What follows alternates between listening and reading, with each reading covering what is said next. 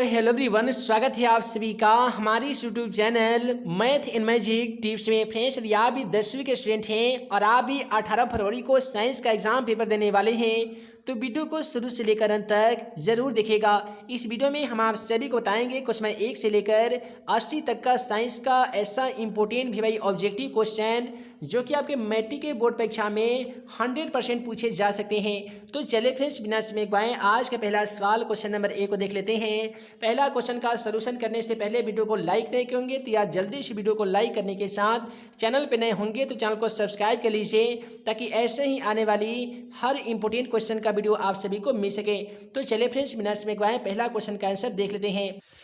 है दोस्तों, जैसा कि आप सभी वाले स्क्रीन पे आज का पहला सवाल क्वेश्चन नंबर 1 को देख पा रहे हैं। पहला सवाल कहता है न्यूक्लियस शब्द किसके द्वारा दी गई थी। तो आंसर याद रखिएगा, रॉबर्ट ब्राउन के द्वारा ही न्यूक्लियस शब्द दिया गया था। इस वीडियो में हम लोग 1 से लेकर 80 तक क्वेश्चन का सॉल्यूशन देखेंगे, इसलिए जल्दी जल्दी केवल हम आप सभी को क्वेश्चन और आंसर बताते जा रहे हैं ताकि कम समय में आपकी बेहतर से बेहतर तैयारी हो सके। अगला सवाल कहता है कि पौधों में भोजन किस रूप में जमा होता है। तो याद रखिएगा, पौधों में जो भोजन है वो स्टार्च के रूप में जमा होता है। उसके बाद में अगला सवाल क्वेश्चन 3 कहता है कि प्रसिद्ध पुस्तक द माइक्रोग्राफिया किसके द्वारा लिखी गई थी। तो यहाँ पे क्वेश्चन 3 का सही जवाब ऑप्शन डी हो जाएगा। रॉबर्ट हुक जिनके द्वारा सबसे पहले कोशिका को देखा गया था, इन्हीं के द्वारा एक पुस्तक की रचना की गई जिसका नाम है द माइक्रोग्राफिया। इसके बाद में अगला सवाल क्वेश्चन 4 कहता है कि पौधों और पशुओं की कोशिकाओं का वैज्ञानिक अध्ययन क्या कहलाता है। तो पौधों एवं कोशिकाओं की जो वैज्ञानिक अध्ययन है उसे कोशिका विज्ञान कहते हैं, इसलिए क्वेश्चन 4 का सही जवाब ऑप्शन बी हो जाएगा, कोशिका विज्ञान।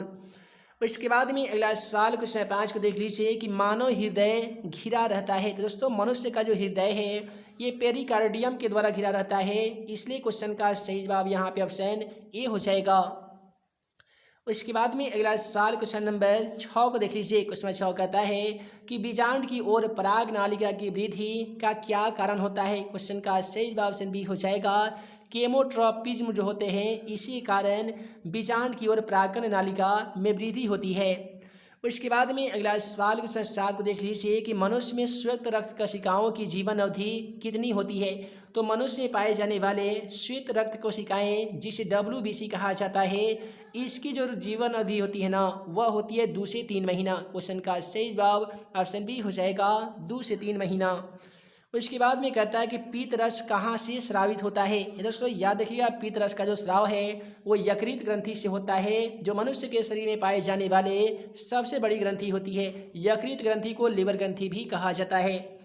इसके बाद में कहता है कि प्रकाश के परिवर्तन के कितने नियम होते हैं। कितना सिंपल सवाल है ना जी। इसका आंसर यदि आपको देखिए, जितना भी क्वेश्चन का आंसर आप सभी को पहले से मालूम होगा, इस वीडियो के कमेंट सेक्शन में जाकर आप अपना उत्तर जरूर लिखेगा ताकि हमें भी मालूम चले कि आप अपना तैयारी कहाँ तक कर चुके हैं। तो देखिए, प्रकाश के परिवर्तन की बात की जाए या अपवर्तन की बात की जाए, प्रत्येक स्थिति में क्वेश्चन का सही जवाब 2 होता है। उसके बाद में अगला सवाल कहता है कि अवतल लेंस का आवर्धन m बराबर क्या होता है। याद रखिएगा, अवतल लेंस में आवर्धन बराबर क्या होता है। तो वस्तु की ऊंचाई और प्रतिबिंब की ऊंचाई के अनुपात को ही आवर्धन कहते हैं, जिसे m द्वारा सूचित किया जाता है और m का फॉर्मूला v/u होता है। तो v/u ऑप्शन डी में दिया गया है। अगर क्वेश्चन नंबर 10 का सही जवाब ऑप्शन डी होगा। उसके बाद में अगला सवाल कहता है कि दर्पण सूत्र क्या होता है। तो याद रखिएगा, दर्पण जो सूत्र होता है वह है 1/v + 1/u बराबर f। तो वहीं पे लेंस सूत्र जो होता है वो 1/v - 1/u बराबर 1/f होता है। तो यदि मैट्रिक एग्जाम पेपर में दर्पण सूत्र पूछा जाएगा तो ऑप्शन ए हो जाएगा, लेंस सूत्र पूछा जाएगा तो ऑप्शन बी हो जाएगा। उसके बाद में अगला सवाल कहता है कि टिंडल प्रभाव प्रदर्शित करता है। तो प्रकाश के प्रकीर्णन की घटना को ही टिंडल प्रभाव प्रदर्शित करता है, यानी क्वेश्चन 12 का सही जवाब ऑप्शन डी हो जाएगा। उसके बाद में अगला सवाल इसमें 13 कहता है कि कौन सा लेंस हवा में अभिसारी लेंस भी कहलाता है। तो याद रखिएगा, उत्तल लेंस एक ऐसा लेंस है जिसे अभिसारी लेंस कहा जाता है, अवतल लेंस को अपसारी लेंस कहा जाता है, अभिसारी दर्पण अवतल दर्पण को कहा जाता है, अपसारी दर्पण उत्तल दर्पण को कहा जाता है। ये 4 ऐसे इंपॉर्टेंट ऑब्जेक्टिव क्वेश्चन हैं जिनमें से 100% 1 से 2 सवाल आपके एग्जाम पेपर में टकराएंगे।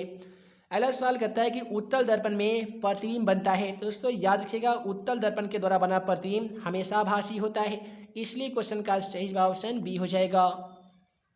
उसके बाद में कहता है कि प्रकाशिक माध्यम कितने प्रकार के होते हैं, तो यहाँ पे क्वेश्चन 15 का सही ऑप्शन बी हो जाएगा। प्रकाशिक जो माध्यम है 2 प्रकार के होते हैं, एक होते हैं समांगी माध्यम तो दूसरा होते हैं विसमांगी माध्यम। उसके बाद में कहता है कि डायनेमो परिवर्तित करता है, बहुत ही ज़्यादा इंपॉर्टेंट सवाल है, मैट्रिक एग्जाम पेपर में ये सवाल पूछा भी गया है और आपके एग्जाम में पूछ सकता है। तो याद रखिएगा डायनेमो का कार्य होता है यांत्रिक ऊर्जा को विद्युत ऊर्जा में बदलना, इसलिए क्वेश्चन 16 का सही जवाब ऑप्शन बी हो जाएगा। उसके बाद में आइए अगला सवाल क्वेश्चन नंबर 15 को देख लेते हैं। कहता है कि देखिए हम लोग ये क्वेश्चन तो देख लिए प्रकाशिक माध्यम तो ये 2 प्रकार के होते हैं। उसके बाद में आइए अगला सवाल क्वेश्चन नंबर 17 को देख लेते हैं। अधातु के ऑक्साइड होते हैं, तो देखिए याद रखिएगा अधातु के ऑक्साइड अम्लीय होते हैं तो वहीं पे धातु के ऑक्साइड क्षारीय होते हैं, इसलिए यहाँ पे क्वेश्चन 17 का सही जवाब ऑप्शन बी हो जाएगा। अधातु के ऑक्साइड अम्लीय होते हैं।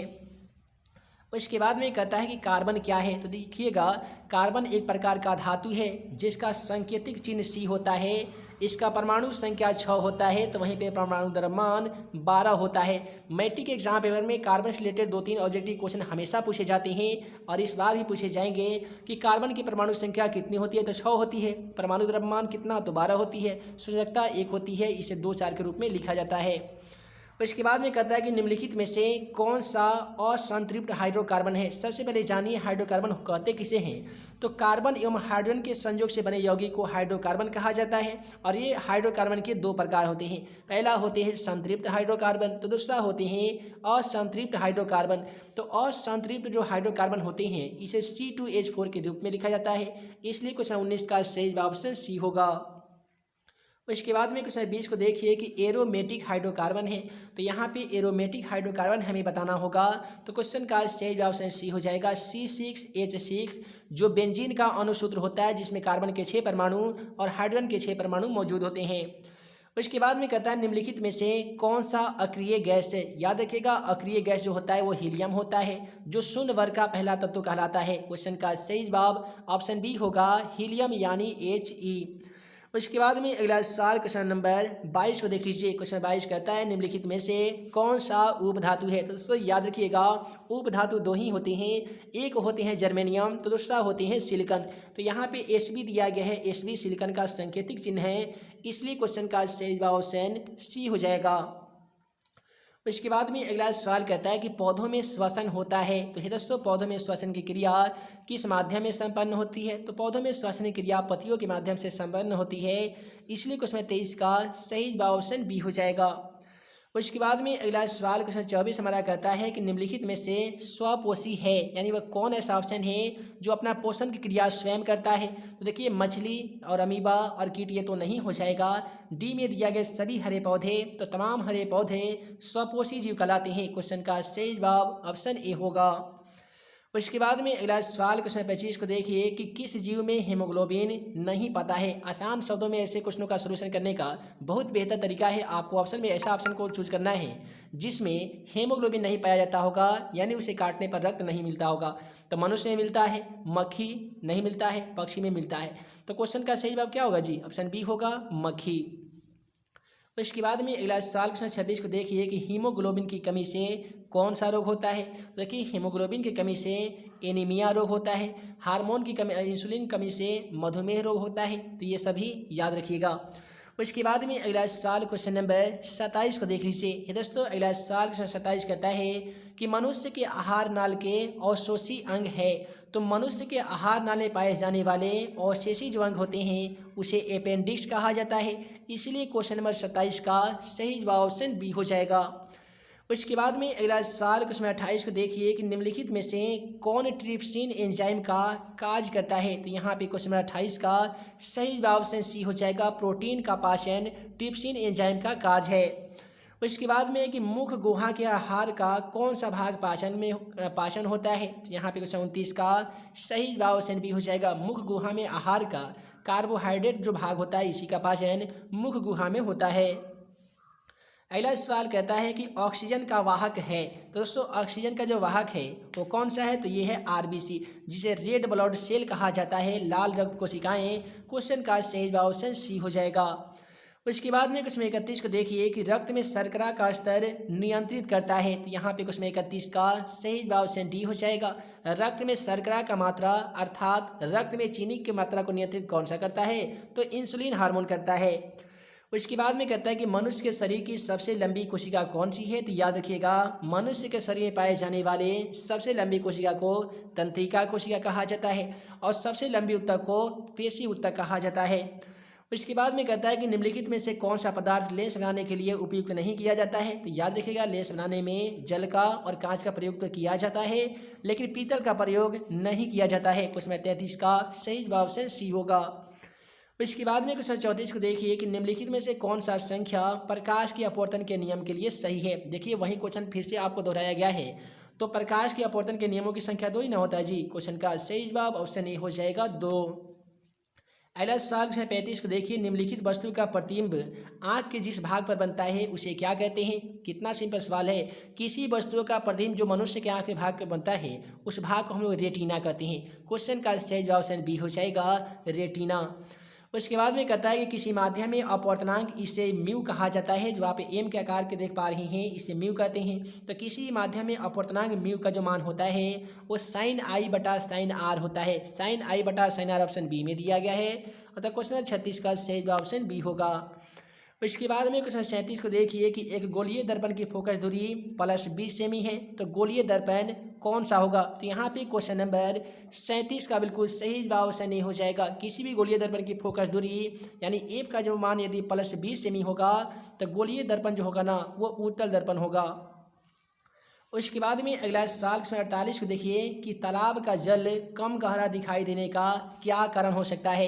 तो यहाँ पे क्वेश्चन 38 का बिल्कुल सही जवाब ऑप्शन सी हो जाएगा। तालाब का जो पानी है वो गहरा दिखाई देने के कारण प्रकाश का अपवर्तन होता है। और इसके बाद में क्वेश्चन 39 को देख लीजिए, अवतल दर्पण की फोकस दूरी होती है। अवतल दर्पण में फोकस दूरी अर्थात एफ का जो मान होता है वो प्लस लिया जाता है या माइनस लिया जाता है। तो अवतल दर्पण की फोकस दूरी ऋणात्मक होती है, माइनस में ली जाती है, इसलिए क्वेश्चन का सही जवाब से नहीं हो जाएगा निगेटिव यानी ऋणात्मक। इसके बाद में कहता है कि किसी अवतल दर्पण की फोकस दूरी एफ और वक्रता त्रिज्या आर निम्नलिखित में से कौन सा संबंध सही है? आप सभी को बता दें कि एफ बराबर r/2 या r बराबर 2f होता है, इसलिए क्वेश्चन नंबर 40 का सही जवाब ऑप्शन बी हो जाएगा। r बराबर 2f यानी वक्रता त्रिज्या फोकस दूरी के 2 गुनी होती है। इसके बाद में क्वेश्चन 41 को देखिए, इलेक्ट्रॉन पे आवेश होते हैं। दोस्तों इलेक्ट्रॉन पे जो आवेश होते हैं वो कितने होते हैं जी? तो क्वेश्चन 41 का सही जवाब ऑप्शन सी हो जाएगा। 1.6 × 10⁻−19 कूलम के बराबर होते हैं इलेक्ट्रॉन पे आवेश। उसके बाद में कहता है कि खिलौनों में किस सेल का उपयोग किया जाता है? तो खिलौना में जो सेल का उपयोग किया जाता है उस सेल को सूखा सेल कहते हैं, इसलिए क्वेश्चन का सही जवाब ऑप्शन ए हो जाएगा, सूखा सेल। उसके बाद में कहता है कि कार्य करने की क्षमता को क्या कहते हैं? कितना सिंपल सवाल है। क्वेश्चन 43 का सही जवाब ऑप्शन सी हो जाएगा। कार्य करने की क्षमता को ऊर्जा कहते हैं और ऊर्जा जो है ये कार्य का सही मात्रक होता है।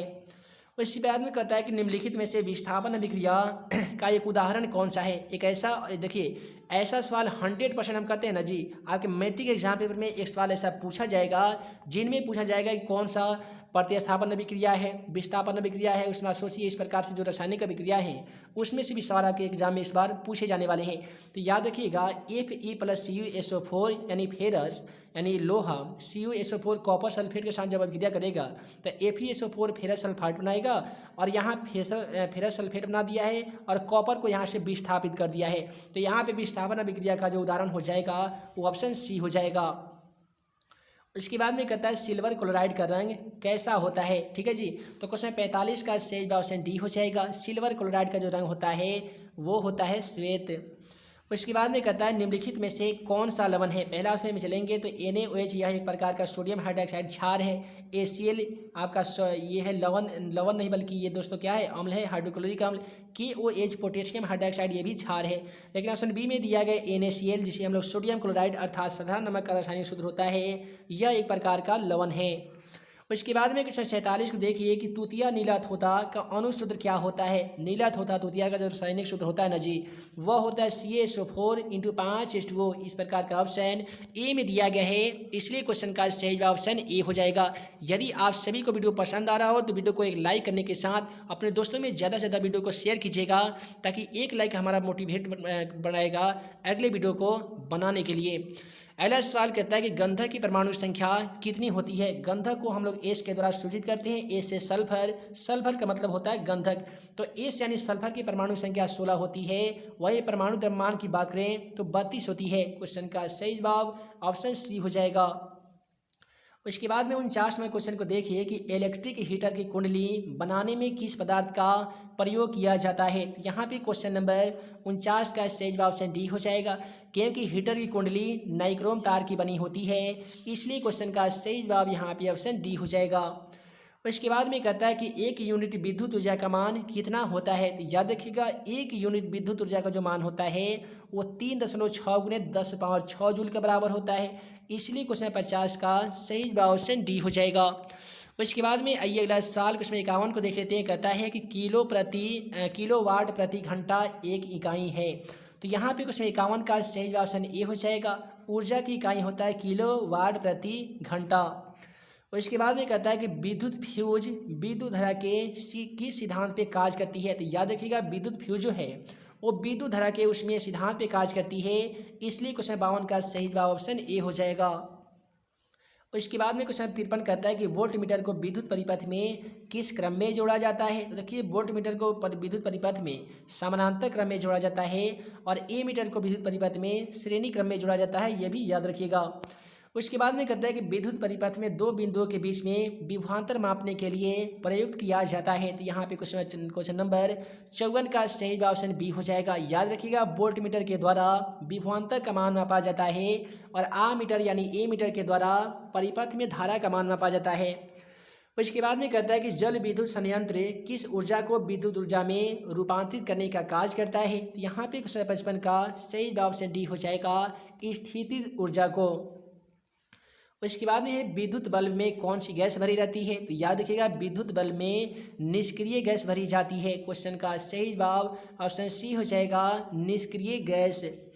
उसके बाद में कहता है कि निम्नलिखित में से कौन सा प्राकृतिक सूचक है। तो यहाँ पे प्राकृतिक सूचक का मतलब क्या हुआ कि कौन ऐसा ऑप्शन है जो प्रकृति से ही वो सूचक अपने रूप में रहता है। तो हल्दी है। तो क्वेश्चन का सही जवाब ऑप्शन ए हो जाएगा, प्राकृतिक सूचक हल्दी है। इसके बाद में कहता है कि एकल बंधन OH अभिक्रियाशील मूलक को क्या कहते हैं। देखिए इस प्रकार से लिखा जाता है, डैश देके उसे एकल बंधन कहते हैं, और यहाँ पे दिया गया OH, तो एकल बंधन OH अभिक्रियाशील मूलक को एल्कोहल कहा जाता है। एकल बंधन CO अभिक्रियाशील मूलक को कीटोन कहा जाता है। एकल बंधन CHO अभिक्रियाशील मूलक को एल्डिहाइड कहते हैं, और एकल बंधन COOH अभिक्रियाशील मूलक को अम्ल कहते हैं। ये चारों जो हम आप सभी को अभी ऑब्जेक्टिव बताए हैं, इनमें 100% एक सवाल आपके मैट्रिक एग्जाम पेपर में पूछे जाएंगे। अगला सवाल कहता है कि कैल्शियम कार्बाइड जल के साथ अभिक्रिया करके क्या बनाता है। तो कैल्शियम कार्बाइड को जब जल के साथ अभिक्रिया कराते हैं तो यह एथीन गैस बना के देता है। क्वेश्चन का सही जवाब ऑप्शन सी होगा, एथीन। उसके बाद में कहता है कि ओजोन के एक अणु में ऑक्सीजन के परमाणुओं की संख्या कितनी होती है। तो दोस्तों याद रखिएगा ओजोन के एक अणु में ऑक्सीजन के देखिए O3 ओजोन होता है, जिसमें ऑक्सीजन के कितने परमाणु है जी, 3 परमाणु है, इसलिए क्वेश्चन का सही जवाब ऑप्शन सी होगा, 3। उसके बाद में कहता है कि कमरे के ताप पर द्रव अवस्था में रहने वाली धातु कौन सी है। तो कमरे के समान ताप पर द्रव अवस्था में पाए जाने वाली धातु का नाम है पारा। क्वेश्चन का सही जवाब ऑप्शन ए हो जाएगा, मरकरी यानी पारा। उसके बाद में कहता है कि सरलतम हाइड्रोकार्बन है। ये चारों ऑप्शनों को देखने के बाद आप सभी को ये मिलेगा कि CH4 जिसका रासायनिक नाम मीथेन गैस होता है, यह एक सरलतम हाइड्रोकार्बन है। उसके बाद में कहता है कि निम्नलिखित में से कौन सा क्षारीय ऑक्साइड है। तो यहाँ पे आप सभी को क्षारीय ऑक्साइड का उदाहरण बताना होगा। तो क्वेश्चन 63 का सही जवाब ऑप्शन डी हो जाएगा, Na2O, यह क्षारीय ऑक्साइड का उदाहरण है। उसके बाद में कहता है कि बेकिंग पाउडर एक मिश्रण है। तो दोस्तों बेकिंग पाउडर जो मिश्रण होता है ये किसका होता है। तो यह होता है NaHCO3 सोडियम हाइड्रोजन कार्बोनेट एवं एसिटिक अम्ल का। क्वेश्चन का सही जवाब ऑप्शन बी हो जाएगा। उसके बाद में कहता है कि कौन सी बीमारी श्वसन तंत्र से संबंधित है। तो देखिए डायरिया पेट से संबंधित है, मलेरिया पेट से संबंधित है, मधुमेह का जो है वो इंसुलिन के से संबंधित है। लेकिन देखिएगा निमोनिया का जो संबंध है ये श्वसन तंत्र से है। क्वेश्चन का सही जवाब ऑप्शन बी होगा। अगला सवाल करता है कि एंड्रोजन है। तो दोस्तों एंड्रोजन जो है ये क्या है। तो एंड्रोजन एक नर हार्मोन है, इसलिए क्वेश्चन का सही जवाब ऑप्शन ए हो जाएगा नर हार्मोन। उसके बाद में कहता है रुधिर चाप नियंत्रित करता है। कहता है कि रुधिर यानी रक्तचाप जो होता है जिसे हम लोग ब्लड प्रेशर कहते हैं ये नियंत्रित होता है। तो ये किसके माध्यम से नियंत्रित होता है। तो ये एड्रीनल ग्रंथि के द्वारा नियंत्रित किया जाता है। अगला सवाल क्वेश्चन 68 को देख लीजिए दोस्तों। अगला सवाल यहाँ पे क्वेश्चन नंबर 68 क्या कहता है कि एक लिंगी पादप का उदाहरण है। तो यहाँ पे हमें एक लिंगी पादप का उदाहरण बताना होगा। तो एक लिंगी पादप को हम लोग क्या कहते हैं, पपीता का पुष्प कहते हैं। ठीक है जी, क्वेश्चन का सही जवाब यहाँ पे ऑप्शन ए हो जाएगा पपीता का पुष्प। उसके बाद में 69 नंबर सवाल यहाँ पे क्या कहता है कि निम्नलिखित में से कौन मादा जनन तंत्र का भाग नहीं है। तो देखिए अंडाशय मादा जनन तंत्र का भाग है, गर्भाशय भी है, डिंबवाहिनी भी है, लेकिन शुक्रवाहिका ये पुरुष जनन अंग है, इसलिए ये मादा जनन तंत्र का भाग नहीं हो सकता है। क्वेश्चन का सही जवाब ऑप्शन सी हो जाएगा शुक्रवाहिका। उसके बाद में कहता है कि द्विखंडन होता है। दोस्तों द्विखंडन ये एक अलैंगिक जनन की विधियों में से एक विधि है। तो द्विखंडन पैरामीशियम में भी होता है, अमीबा में भी होता है, लेशमानिया में भी होता है, इसलिए क्वेश्चन नंबर 70 का सही जवाब ऑप्शन डी हो जाएगा इनमें से सभी। उसके बाद में कहता है कि टेस्टोस्टेरोन स्रावित होता है। तो देखिए टेस्टोस्टेरोन एक प्रकार का कौन सा हार्मोन है जी, यदि आप सभी को मालूम होगा जल्दी से कमेंट बॉक्स में जाकर बताइए। तो टेस्टोस्टेरोन एक नर हार्मोन है और इसका स्राव वृषण से होता है। ठीक है, क्वेश्चन का सही जवाब ऑप्शन ए हो जाएगा वृषण। और इसके बाद में अगला सवाल यहाँ पे क्वेश्चन नंबर 72 कहता है कि मानव मस्तिष्क का औसत भार कितना होता है। यानी मनुष्य के मस्तिष्क का जो औसत भार होता है वो 1.4 किलोग्राम होता है, इसलिए क्वेश्चन का सही जवाब ऑप्शन सी होगा। उसके बाद में कहता है एक घोल नीले लिटर पत्र को लाल कर देता है तो घोल का पीएच मान कितना हो जाएगा। यहाँ पे क्वेश्चन 73 का सही जवाब ऑप्शन ए हो जाएगा। एक घोल यदि कोई देखिए यहाँ पे ऑप्शन ए इसलिए होगा, यदि ऑप्शन ए में 2 ना देकर 3, 4, 5 भी दे देता ना तो हमारा क्वेश्चन का आंसर वही हो जाता। क्योंकि कोई भी विलयन यदि लाल लिटर पद नीला को यदि लाल करेगा तो जाहिर सी बात है वो अम्लीय हो जाएगा, और अम्लीय विलयन का पीएच मान 7 से कम होता है। तो 7 से कम आपको ऑप्शन में जो भी मिलेगा वही आपका आंसर हो जाएगा।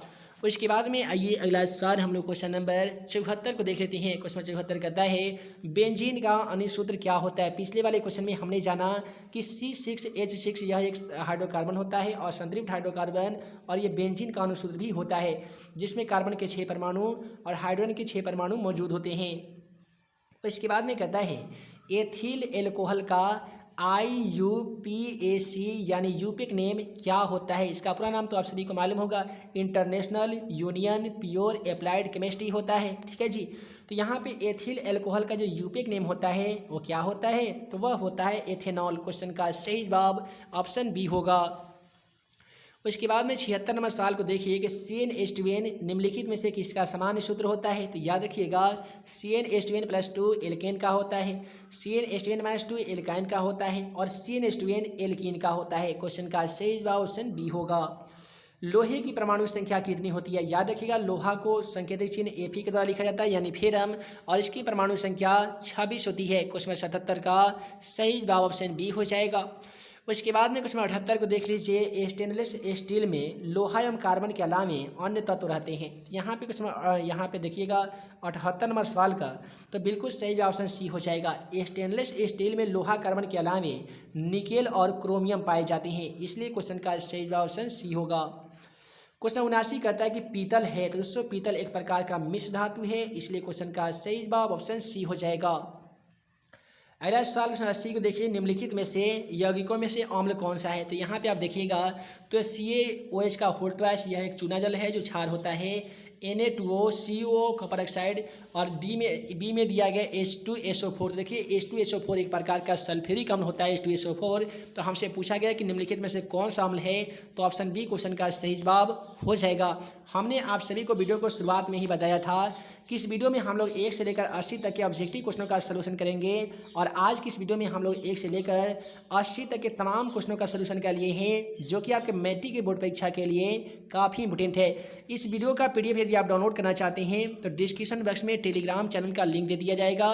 टेलीग्राम को ज्वाइन कर दीजिए। वेबसाइट questionforexam.com पे विजिट कीजिए। साथ ही मैथ एंड मैजिक टिप्स का ऑफिशियली मोबाइल एप्लीकेशन को इंस्टॉल करके उसमें आप अपना ऑनलाइन टेस्ट दे सकते हैं, क्विज खेल सकते हैं और जितने भी इंपॉर्टेंट क्वेश्चन का PDF हमारे द्वारा बनाया गया है सभी PDF को उस एप्लीकेशन के माध्यम से डाउनलोड भी कर सकते हैं।